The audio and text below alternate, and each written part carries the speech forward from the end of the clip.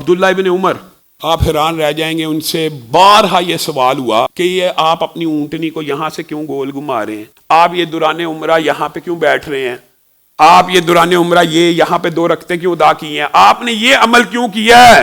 ये एक नहीं 12 से ज्यादा हदीस है, बात को मुख्तसर समझाने के लिए कह रहे हैं कि हज़रत अब्दुल्ला इब्न उमर यानी उम्रे पे जा रहे हैं तो अचानक एक जगह साइड पे होके ऊंटनी बिठा दी है।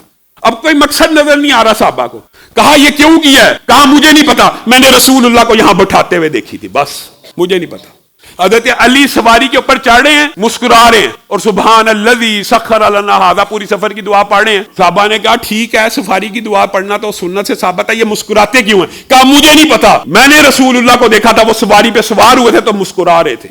बस ये आपका मेरा अकीदा कहां गया। हमने रसूलुल्लाह की सुन्नत को क्या समझा, कुछ भी नहीं समझा। सुन्नत सामने लिखी हुई भी दिखा दी जाए, फिर अल्लाह माफ करे डर आता है, वो उस बंदे का वाकया देन में आ जाता है। रसूलुल्लाह ने कहा सीधे हाथ से कहा, उन्होंने उस बेचारे ने समझा कि ये क्या कोई बात है, कहा मेरे से नहीं खाया जाता, तो रसूलुल्लाह ने कहा फिर ना खाया जाए, और सारी जिंदगी बेचारा हाथ नहीं उठा सका।